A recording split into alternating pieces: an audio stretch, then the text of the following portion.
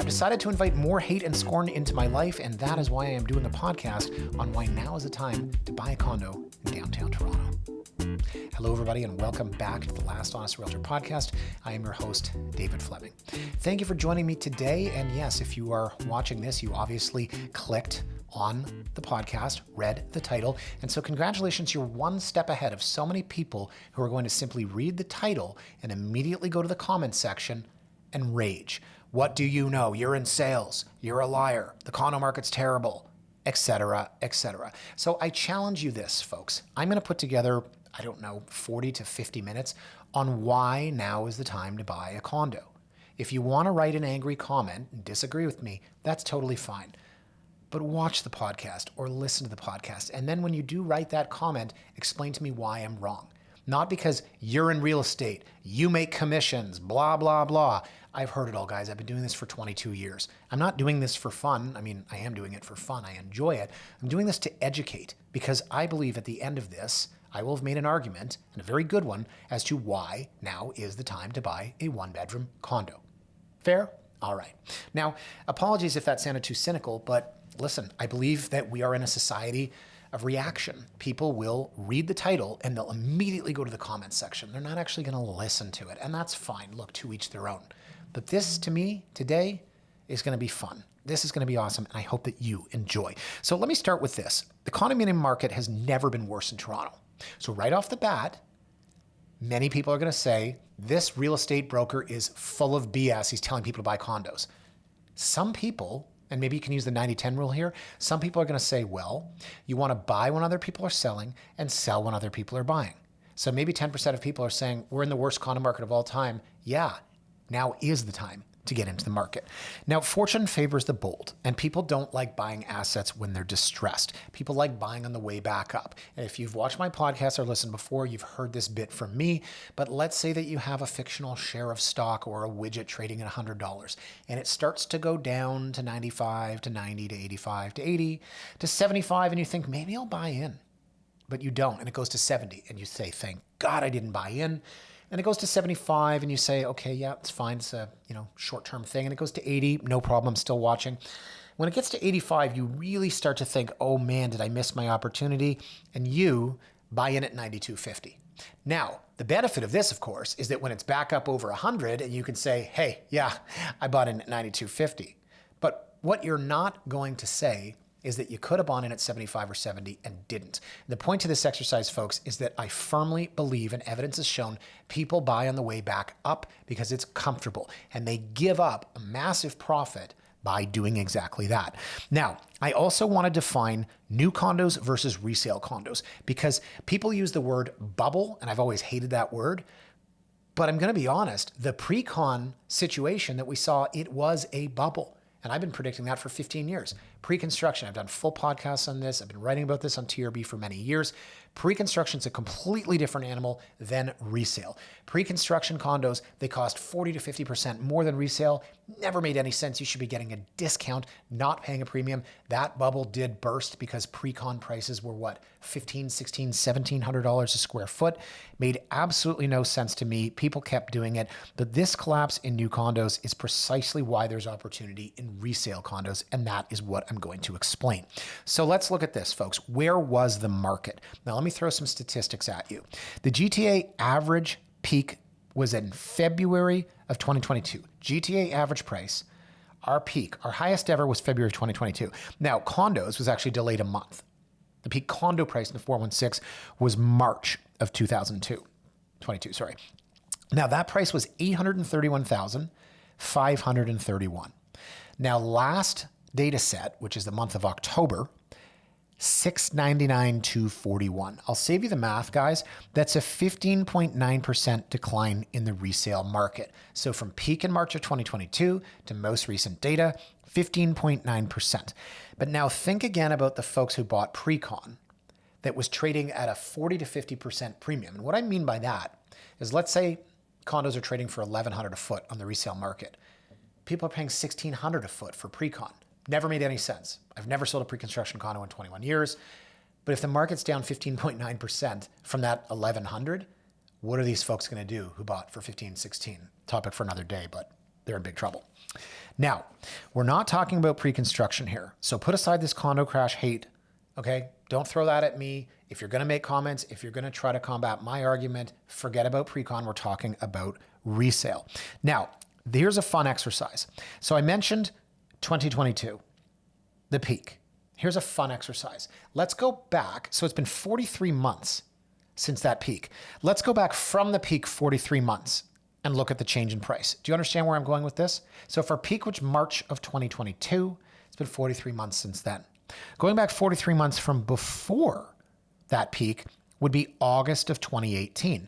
Now I mentioned we're down 15.9% in those 43 months. If you go 43 months before that peak, it was 42% lower. So if you believe in a completely efficient market, a market should go up and down at the same pace, the same rate, everything equal. But the market went up 42% in those 43 months and then down 15.9.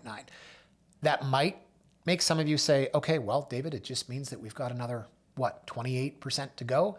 Or it would make you think that condo prices have held in exceptionally well.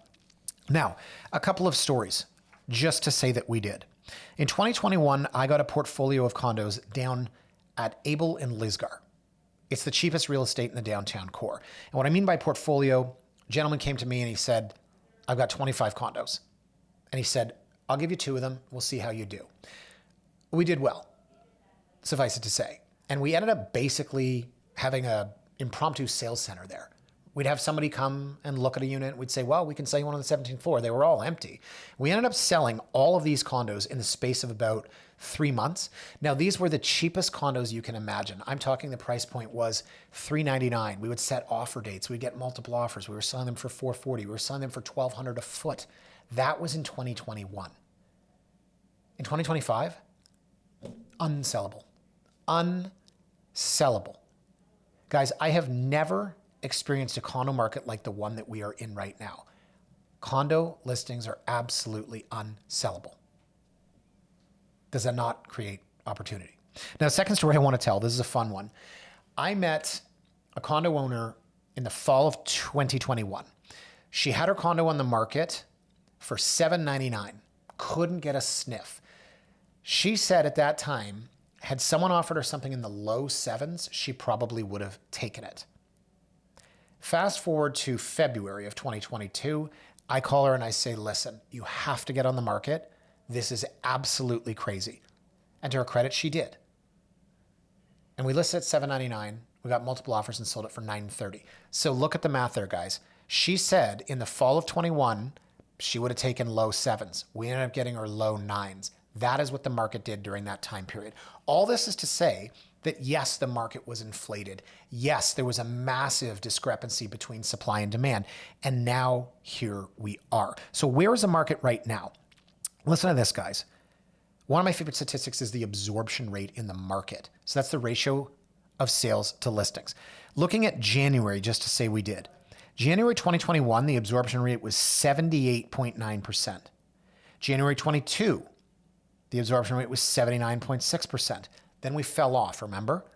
January of 2023, we're at 33%. Now, it went up modestly in January of 24, 39%. January of 2025, the absorption rate for condos in the 416 was 25%.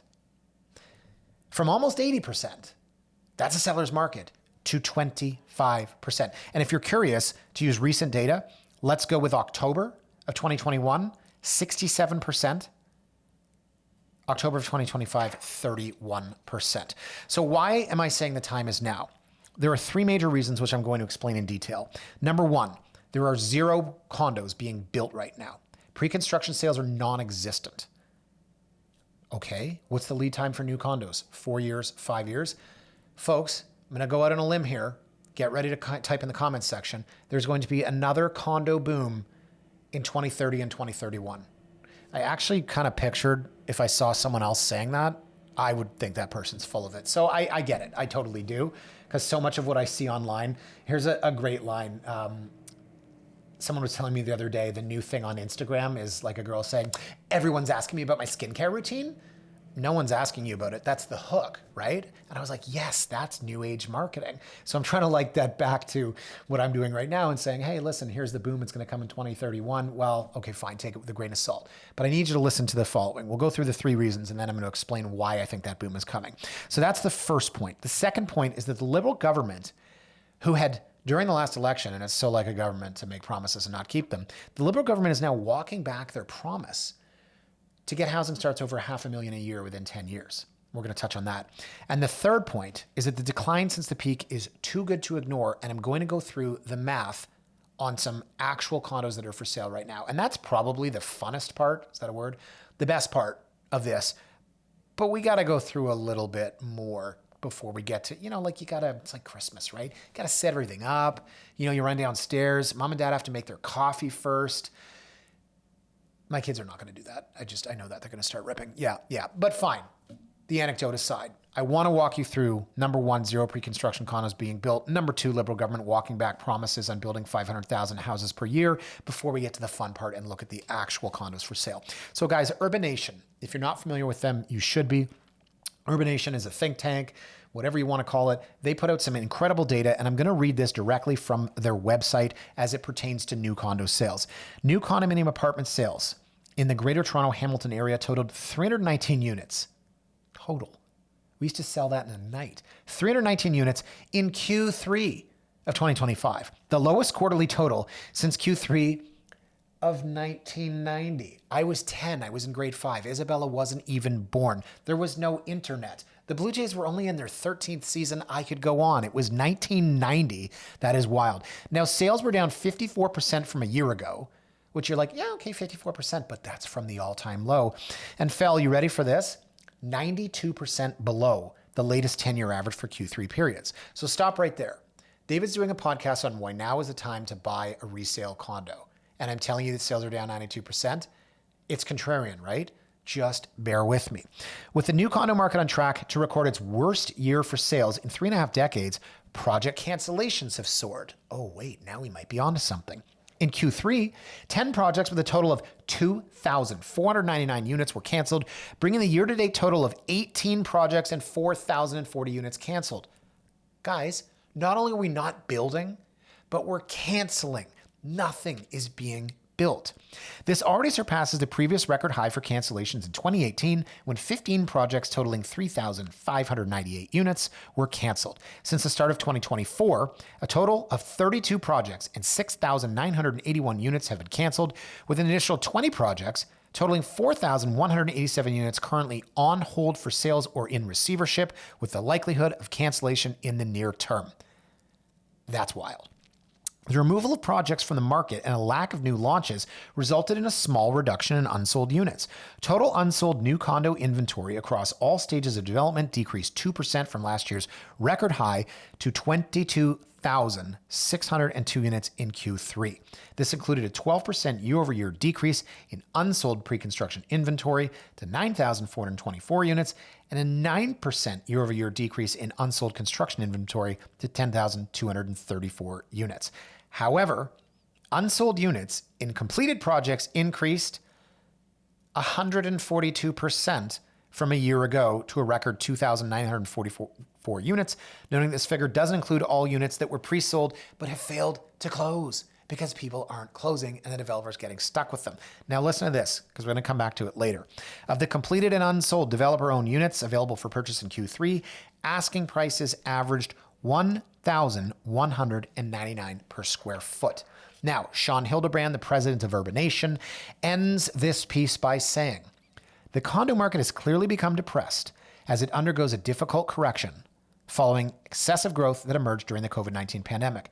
However, the lack of activity occurring today will surely lead to a lack of supply in a couple of years, helping to restart the engine for the market. Now, again, I'm ready. I'm picturing the YouTube comment. You guys are all in bed together, pumping the tires of the market. Sean Hildebrand, president of Urbanation, he has no stake in this. He's putting out all this miserable, awful data about pre-con, and then says it's going to lead to a lack of supply in a couple of years, helping to restart the engine for the market. What's the difference between fact and opinion? Because I think that that's a fact. I think that as we look at the relationship between supply and demand, if you want to look back in 2021, 2022, demand was an all-time high, supply was an all-time low. And now we're looking at demand's an all-time low and supply is an all-time high. But what if 5 years from now, there's no supply? Nothing's being sold, nothing's being built. We're going to continue to see this. This is through 2024 and 2025. We're going to see it in 26. Developers are not building. It's too expensive. Replacement cost, basic build cost, $1,000 a foot, $1,100 a foot. And as I'm going to explain in the third point, if you can buy a resale condo for $700 a foot, I mean, is that a no-brainer? That's where we are in this market. So my second point, folks, is this. The Liberal government is now whacking back. Yeah, pretty much. They are whacking that promise to build 500,000 new houses within a decade. That's per year. So what I mean by this, they're not actually building them. I mean, God forbid the Liberal government starts building houses. We're all going to be poor. This country's bankrupt, right? The government, the Liberals, and to be fair, every party, NDP, Conservative, Liberal, they're really the three parties. The Green Party doesn't really exist. It's not really a thing. But they all made promises during the last election. Every single party makes promises that they have no intention of keeping. I'm going to say that across the board because that's fair. The Liberal government, but they're the ones that won. And now we have to look at this idea. They said that they are going to ensure we are at 500,000 starts per year within a decade, which is absolutely insane.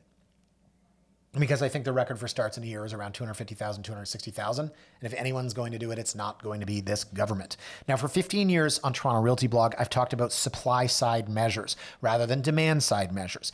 Government's ideas were to reduce demand by making it harder to buy. That's insane to me. So imagine this. It's really hard to buy. That's because prices are high. So let's take demand out of the market to get prices lower. How do we take demand out of the market? We'll make it even harder to buy. Guys, I'm not kidding. The difference between fact and opinion, that is what the government has done. This is insane. It is punitive. It is bad government. But if you look at from 2008 onward, the government's ideas were, hey, let's increase CMHC premiums. And they said that they're trying to decrease demand. No, you're trying to make money. That's what you're trying to do. Let's increase down payments. Let's make the mortgage stress test out of nowhere and then make it harder. And in fact, the mortgage stress test was a great idea, made the safest banking system in the world. But the point is, for the longest time, everything was about demand side measures. And then they finally latched on to supply side measures, finally. And now we're seeing them go back to demand side measures, as I wrote in a blog post last week. Now, I wrote this blog post about how the Liberal government's starting to walk back the promise. There was a Toronto Star article, and to be fair, Toronto Star, I don't want to use left and right, but I mean, come on. Toronto Star put together an article that said Mark Carney promised 500,000 new homes a year within a decade. Here's what it would take to get there. The first quote in the article is, "It's like turning the Titanic around." Now, this is from the article. Ambitious, a stretch goal, a moonshot. This is how players in the industry are talking about the housing targets proposed by Prime Minister Mark Carney and his fledgling government. Toronto Star said fledgling? Huh. Within a decade, the Liberals promised on the campaign trail to increase housing production to unprecedented levels, aiming to create the conditions for 500,000 new homes to be built each year. That's Leonardo DiCaprio in Wolf of Wall Street, upwards of $60,000. It just sounds the same to me because it's such nonsense. In the thick of a housing crisis, industry players welcome the ambition of this goal. All those people that voted, yeah. But builders, analysts, and academics alike are skeptical of whether it's feasible. You think? They warn that a large swath of Canadian land is unprepared for housing. You mean dirt? Yeah, no, I wouldn't say it's prepared. Needing major infrastructure upgrades like sewers and water systems, and not jacking up the pressure too fast risks inadvertently inflating costs for labor and materials. I'm sorry, as I was reading, I was just kind of picturing this idea of the government sitting in a room. What can we promise? And then they come up with this. And is there anyone to be like, hey guys, is this actually going to happen? And they're all kind of like, for those listening, that was me biting my nails and being silent. Now, it doesn't sound very optimistic to me. And as I noted, all political parties, NDP, Conservatives, and Liberals alike, make promises without ever investigating whether their ideas are possible to begin with. But this article in the Toronto Star essentially obliterates any notion the federal government's promise of building 500,000 homes per year can come to fruition. And the Star article put together a graph of housing starts, and it's kind of, pretty flat. It's ups and downs, but between 0 and 250, 260,000 a year. And then boom, this massive red arrow up to 500,000. It's absolute nonsense. Now, the next article, also from the Toronto Star, called Mark Carney's Promise on Housing was to build, build, build. What happened? Here's an excerpt from the article. The federal government says it will double the pace of construction, although that has ratcheted down expectations in the sheer number of units. This is what political parties do, right? They walk it back. During the campaign, the Liberals promised to build almost 500,000 homes a year by the end of 10 years. Now, in their budget, any reference to 500,000 new homes are absent. Gone. They have been replaced by a note stating that the CMHC estimates the country needs 430,000 to 480,000 units a year. It's called walking it back. While the Parliamentary Budget Office's estimate is a more modest annual need of 290,000 homes. You see what we're doing? Unlike the Ontario government, the federal government has refused to release annual housing starts targets, so it's unclear what this softening in rhetoric means in practice. Of course, they're going to refuse to release annual housing starts targets. I mean, when you're losing a game and you have the ability to hide the score from the viewers, that's exactly what you do. Now, the article explains the government has completely shifted its focus from, you ready? Easing the housing crisis by building houses, by easing the housing crisis by reducing demand. Oh, we're back to that again, are we? This is what we talked about for 15 years. You don't increase housing by decreasing demand. And unfortunately, if you read through the budget, they're going to reduce demand by reducing population growth. Ask any economist, that's a recipe for disaster. Now, this is exactly what we don't want. And the article further explains the message in the budget could not be any clearer. The government is increasingly relying on reduced population growth rather than building more to address Canada's housing shortage. This comes at a high cost, as newcomers to Canada do much to add to the social, economic, and cultural fabric of our country, and the changes on immigration rhetoric risk painting newcomers as the cause of housing shortages when often they're its biggest victims. So in conclusion, guys, we are not building anything. Developers cannot build, and the government has rolled back their promises. So are you ready for me to move on to point number 3 and actually look at some of what's for sale? So let me belabor that point just to say I did. Point number 2, that is. We do not have enough housing in this country to satisfy the number of people that are here, the number of people that want to buy, the number of people that are going to come here in order to restore affordability. And I'm not talking about bringing prices down because, look, cat's out of the bag here, guys. Old people, yeah, they own homes. What else do? They vote. The government is not going to crash the housing market so that Billy and Susie, 23 years old, both Instagram influencers, can afford a Georgian red brick Tudor in Rosedale. It's not happening. What we need to do is to increase the number of houses for sale. And listen, if home prices didn't go up for 5 to 6 years, that would be a good thing for home buyers. It's not great for home sellers, but those folks that paid $220,000 for their house is now worth $4 million. I don't begrudge them, but I understand if you don't have any sympathy for them. So that is what we need. We need to increase the supply. The government's promise, it's been walked back. And in my first point, nothing's being built. That brings me to point number 3, guys. Here's the meat of today's essay, if you will. Have you made it this far? Or are you already rage commenting? The decline from the peak is too good to ignore. Now, all markets have recovered all the time. In 2008, we recovered. 2017, we recovered. And sidebar here, it's so unlike me to interrupt myself. Tara from my team did a first-time buyer seminar. And one of the charts I put up was the average home price in Toronto from, I think it was like 1980 to current. And someone at the back held up their hand and they said, why is the crash of '08 not displayed on the chart? Now, in '08, I was 28. This person who's in his 20s right now was probably goo goo gaga. But the point is, I lived through that. I remember what happened. And this is in the States, the financial crisis. Go watch The Big Short. Selena Gomez has a scene explaining mortgage-backed securities, which is really ridiculous. I don't know her personally. Maybe she's that smart. But I like how they actually fed you the information in that movie. And, if you read the book first, I don't know, the movie was kind of cool too. But point is, in Canada, we weren't as affected, but the market dropped 12% in 3 months. But then Buddy at the seminar says, why is it not reflected in the chart? It is. The thing is, the average home price has tripled since then. So when you go from 400,000, down to what, 355,000 or whatever it was, if you're looking at a chart between '06 and '09, yeah, it's down like that. But if you're looking at a chart from 1980 to 2025, it doesn't even register. And this is my point. All markets recover. The real estate market, that is. Because I know some people are going to say, hey, listen, some stocks go down, they never come back up. That's totally different. You could have a company that goes bankrupt. I mean, houses don't go to zero. You could have a company that, I don't know, they have a big accounting scandal like Enron. I mean, you can have companies like Lehman Brothers that go out of business. It's a different asset class. So, rubs hands together. Reminds me of Mr. Burns from The Simpsons, yes. So, I'm going to use an example. There is a condo that I've been watching. There are about 4 condos I've been watching because, to be honest, I want to buy another one. And any of my investor clients, which are starting to come back, I've told the exact same story. This condo is at 78 Tecumseh. I think it's Tecumseh. 78 Tecumseh. This condo is in a great King West area. It's a fantastic building that is mid-rise. It has great amenities. It's well managed. It's clean.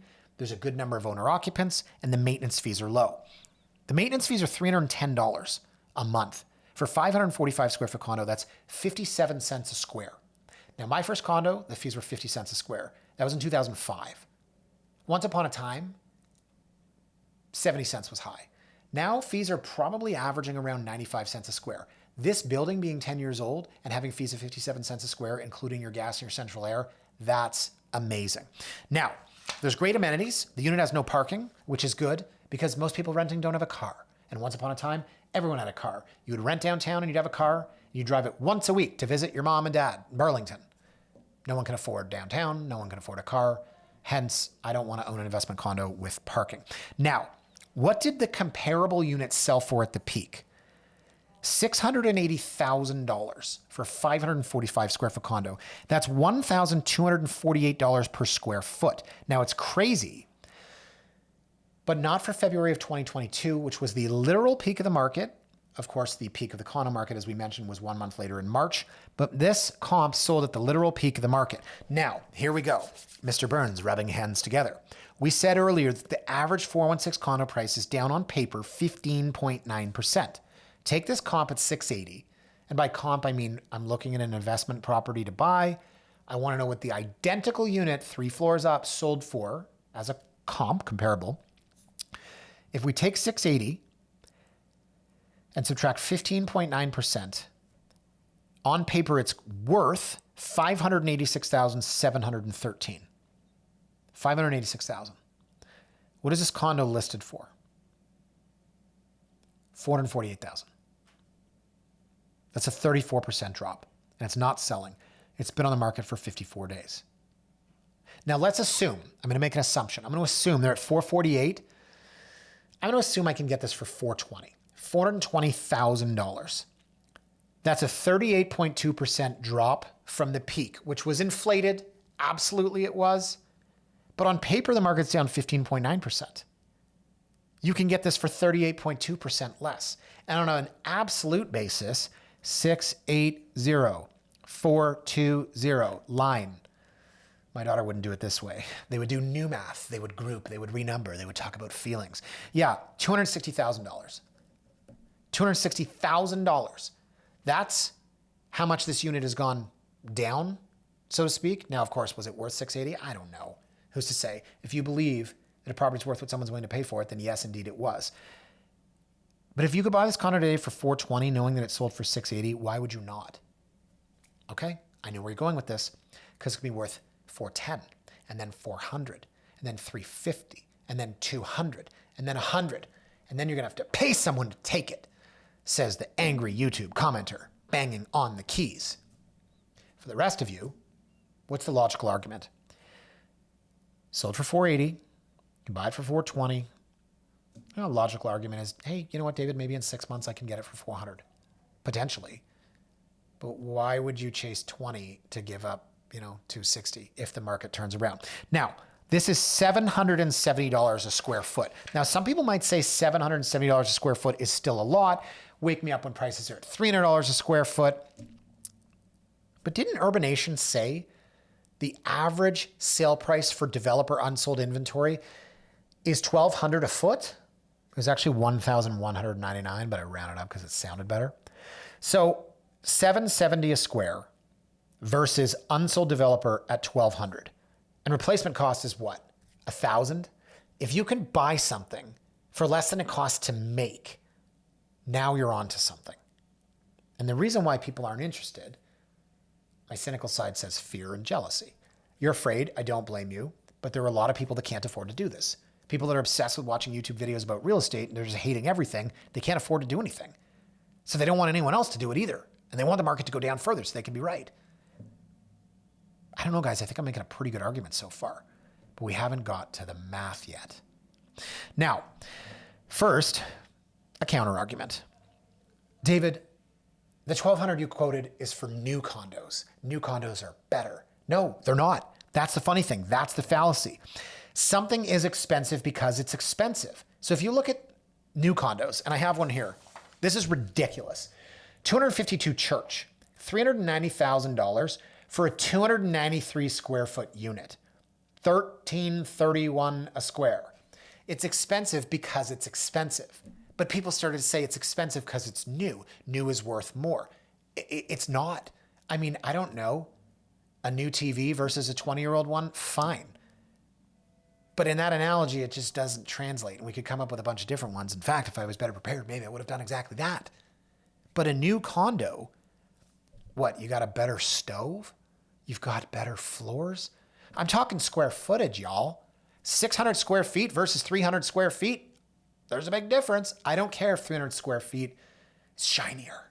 The building, it's got a cool name. It's called Pizzazz. Where do you live? Oh, Jeremy and I, call him Jer Bear. We live at Pizzazz. Yeah, I'm making fun of younger people in typecasting, but that's what sold these units. Marketing works.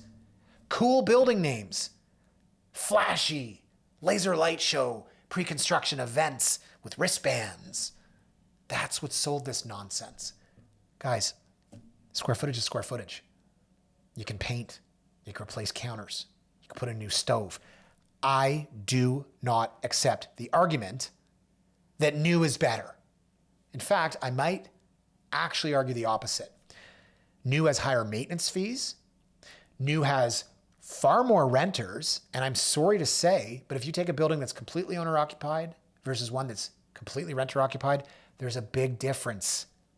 The demographic, the care, and the concern, and the way that building functions. So it's a fallacy. New condos are worth more.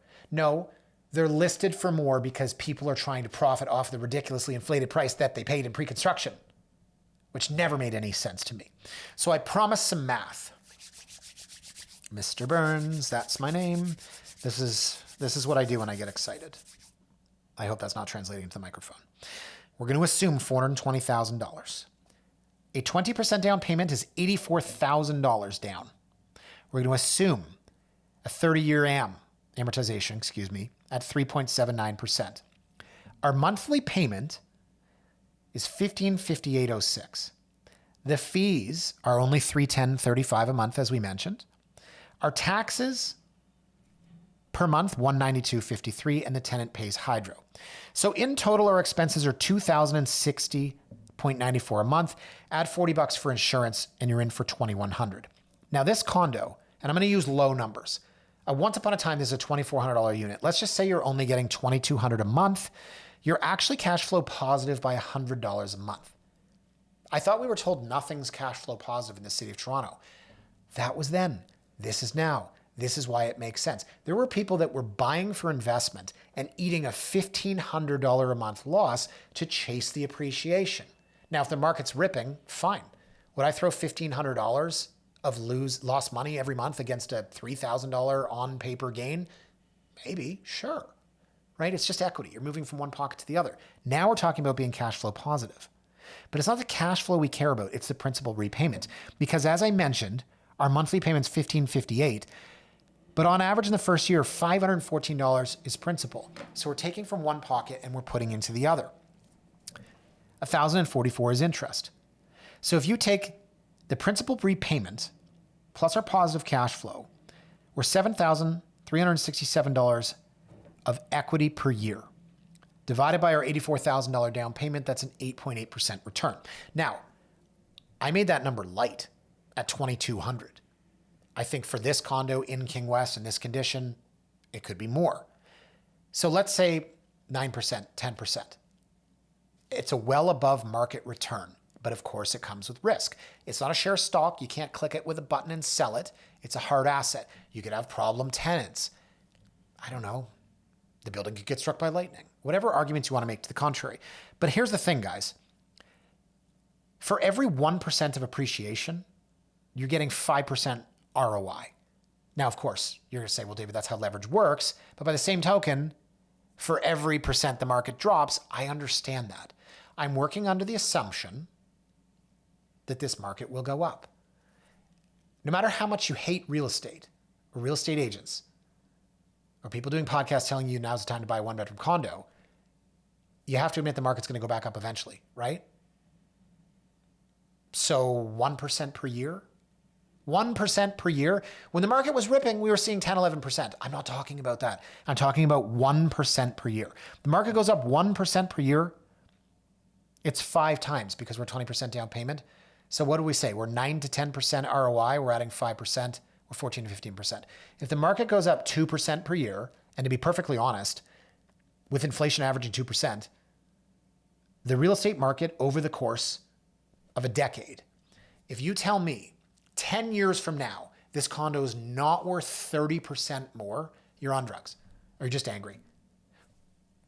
We've seen this condo drop from 680 to 420. You don't think we're going to get a 30% increase? We could have a dub. It's double, as my wife's cousin would say when we talk about investments. We could see a dub, but let's say the market only goes up 30% in 10 years. So that's 3% per year. But we're leveraged 5x, so that's 15%. We're adding in our 9 to 10% ROI, and we're talking 24% return per year.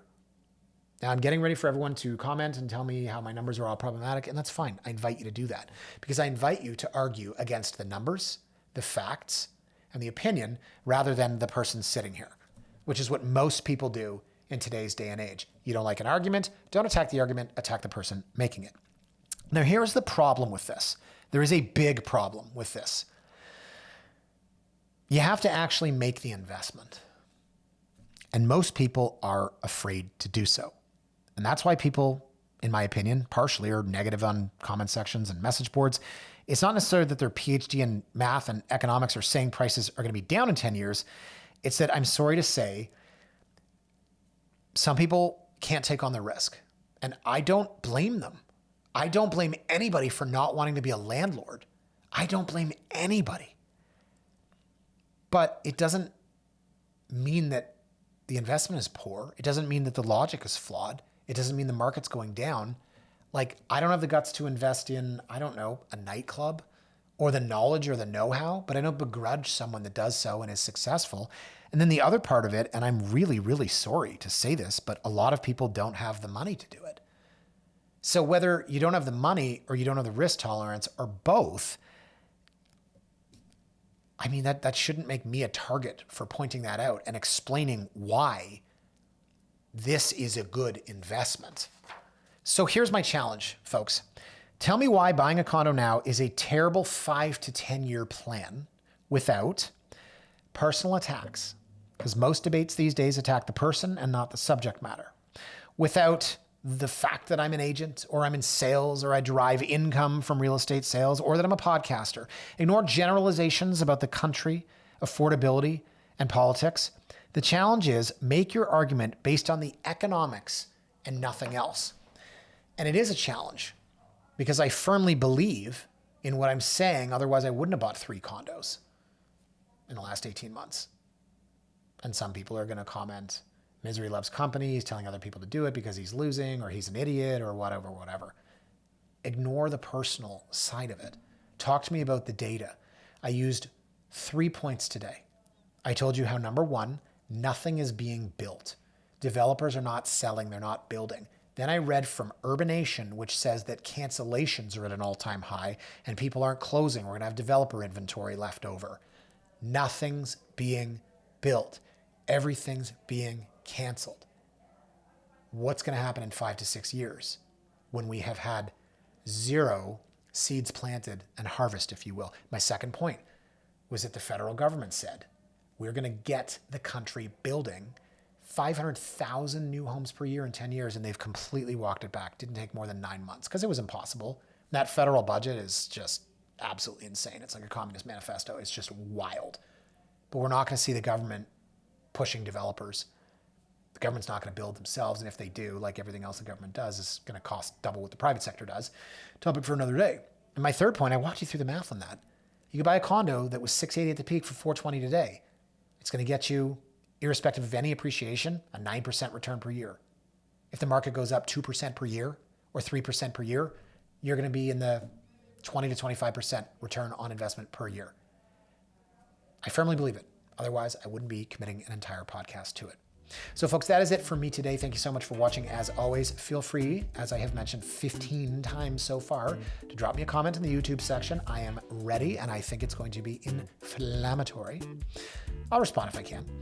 Please remember to like, comment, and subscribe wherever you get your podcasts, Apple Music, Spotify, maybe something cool that I don't even know exists, which is not a possibility, it's a probability.